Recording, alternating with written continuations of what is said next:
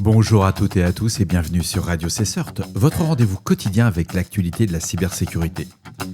Je suis Marc-Frédéric Gomez, nous sommes le vendredi 24 octobre 2025, épisode 464, il est 4h45 du matin.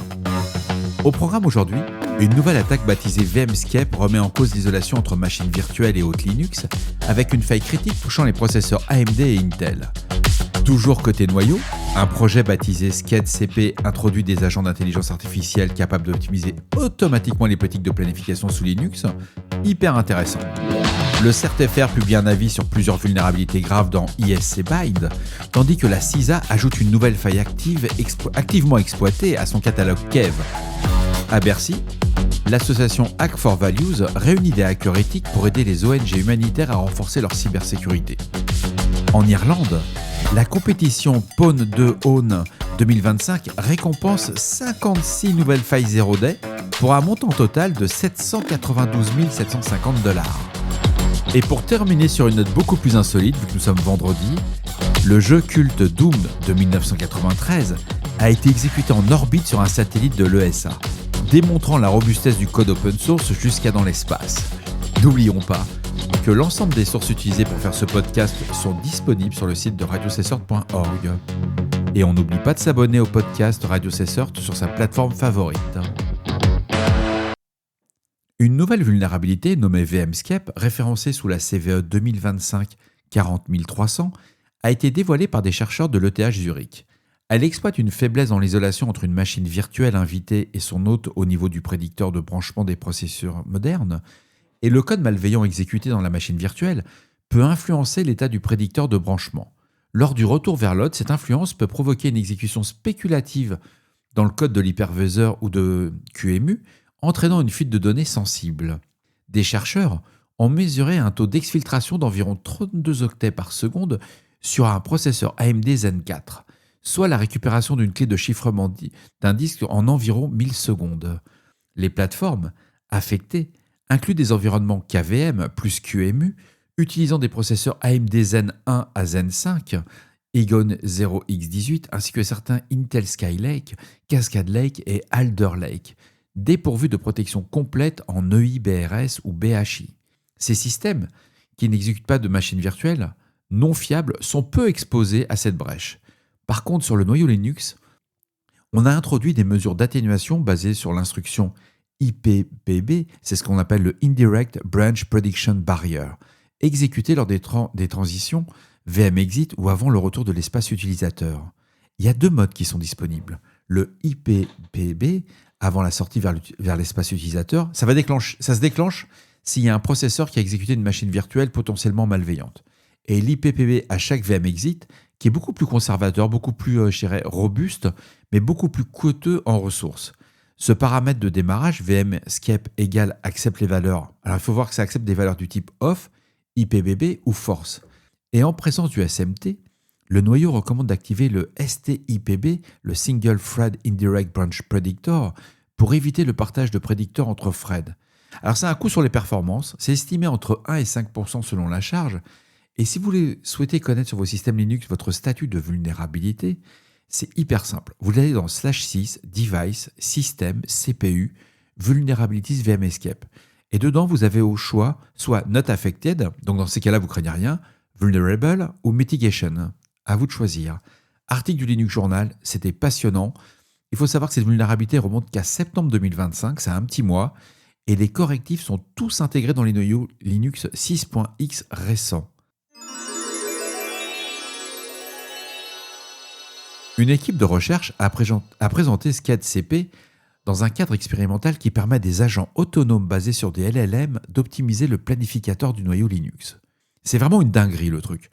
L'objectif, c'était de combler le fossé entre les politiques de planification générique et les besoins réels des applications.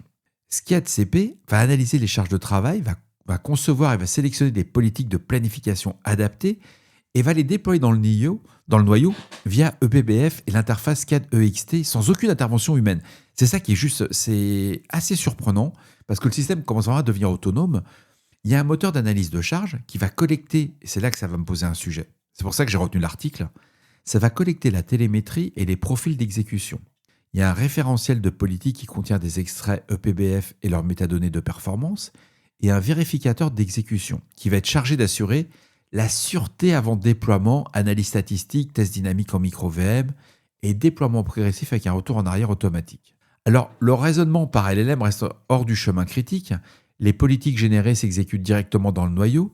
Ça doit garantir normalement la stabilité du système. Alors, pourquoi je retiens cet article ? C'est l'absence de référentiel de sécurité qui m'a surpris en particulier sur la télémétrie du projet. Parce que si vous arrivez à détourner les informations de cet LLM, vous êtes vraiment au cœur du noyau. Alors là, la machine, vous la poncez, vous la poutrez, mais surtout, vous pouvez l'utiliser pour faire quelque chose qui n'est pas du tout prévu à l'usage d'origine. C'est à lire, c'est technique, on va perdre du monde, mais c'est pas mal.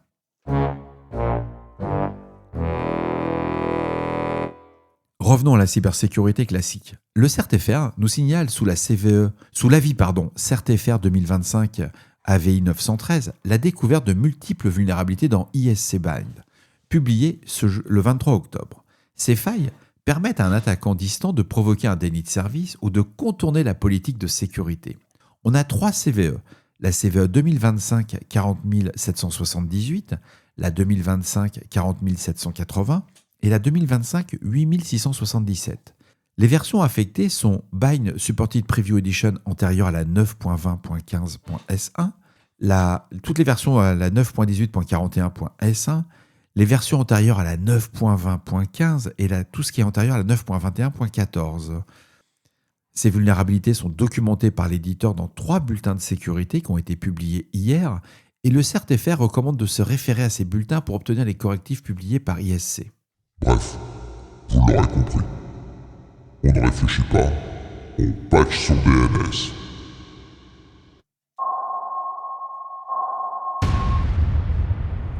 La CISA a ajouté hier une nouvelle vulnérabilité à son catalogue de vulnérabilités activement exploitées, le fameux catalogue KEV.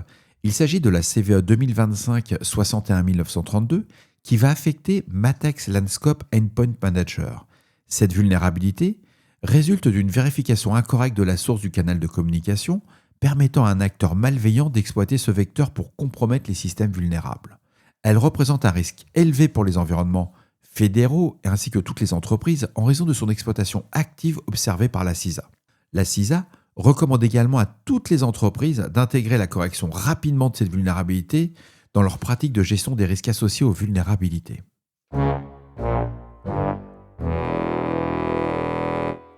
L'association Hack for Values, fondée en 2021, organise ce vendredi 24 octobre, aujourd'hui, à Bercy, la 2e édition de son Bug Bounty solidaire. L'événement réunit des hackers éthiques bénévoles pour renforcer la cybersécurité des ONG, les organisations non gouvernementales, souvent limitées en moyens techniques et financiers. Lors de la première édition, en janvier 2024, une centaine de volontaires avaient identifié et transmis plus de 100 vulnérabilités critiques à diverses organisations humanitaires, parmi lesquelles Médecins sans frontières, Action contre la faim ou SOS Méditerranée France. Toutes ces opérations visent à détecter et corriger des failles avant qu'elles ne soient exploitées. Les organisateurs rappellent que plus d'une ONG sur 2 a déjà subi une cyberattaque et que 7 sur 10 pourraient voir leurs activités interrompues en cas d'intrusion réussie. L'événement est soutenu par Bercy, le Campus Cyber, le GIP Cybermalveillance Gouv.fr et le CESIN. Justement, son délégué général, Alain Bouillet, souligne que la cybersécurité est une responsabilité collective et que protéger les ONG, c'est protéger la société tout entière.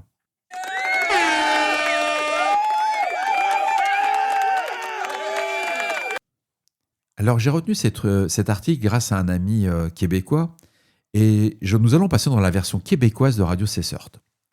Un gros merci à Bernard, un auditeur du Québec qui m'a pogné hier avec l'info. Bien allumé le gars.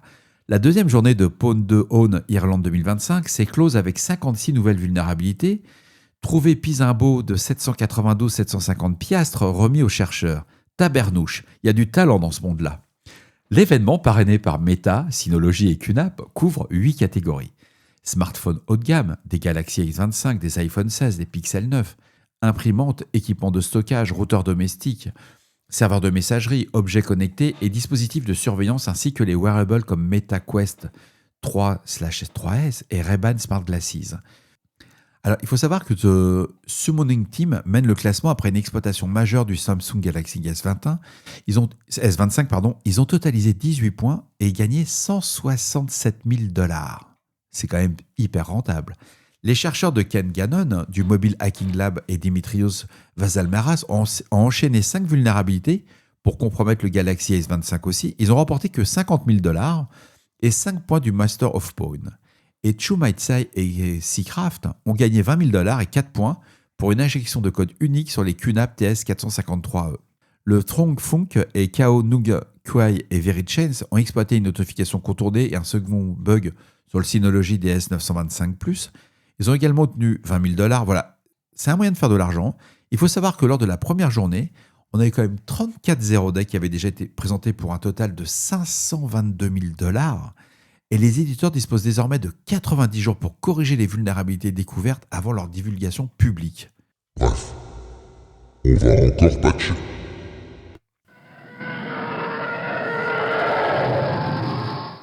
Ce vendredi, j'ai retenu un article qui est totalement hors sujet, mais qui m'a fait extrêmement plaisir parce qu'on voit le niveau quand même de certains chercheurs. Il y a un développeur islandais, Olafur Wedge, qui a réussi à exécuter Doom à bord d'un satellite OPS-SAT de l'Agence spatiale européenne, l'ESA, et réalisant l'un des portages les plus insolites du célèbre jeu de tir de 1993. Alors vous allez me dire, c'est fait, le gars il a fumé, il est en train de partir dans tous les sens, mais pas du tout au contraire.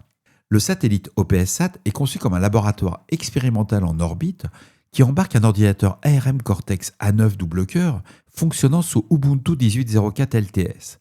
Wedge a utilisé la version Chocolate Doom 2.3 adaptée à cette distribution afin de minimiser les dépendances et la taille du code à transférer. L'objectif du projet était double: démontrer la portabilité du code open source et tester la résistance du matériel spatial aux perturbations dues aux radiations. Le portage s'appuyait sur des fichiers de démonstration prédéfinis permettant de reproduire des séquences de jeu identiques. Toute divergence entre les résultats terrestres et orbitaux pouvait révéler des inversions de bits liées à l'environnement spatial. Et c'est là que ça devient hyper intéressant.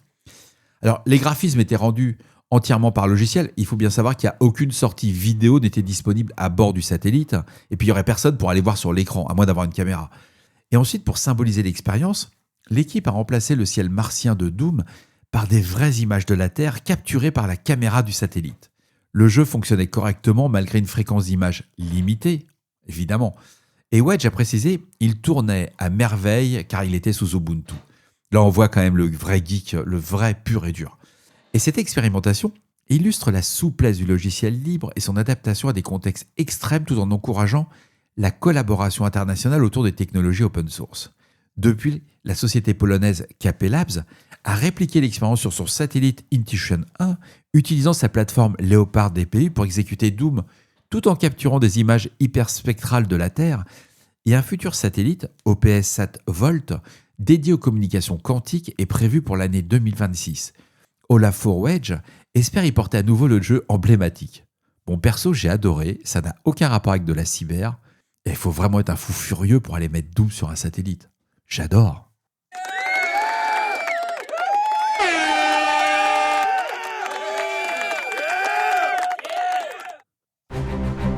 Et voilà, cet épisode du vendredi 24 octobre se termine. J'espère qu'il vous apportera des informations claires et utiles. N'hésitez pas à me faire vos retours sur le répondeur de Radio Cessert au 07 68 72 20 09 ou pour les plus timides par email sur radiocessert@gmail.com. On se retrouve demain pour un nouvel épisode. D'ici là, on ne réfléchit pas, on patch. Je vous embrasse très fort. À demain. Oh, faut que j'ai mon satellite, moi. Oh, c'est trop cool.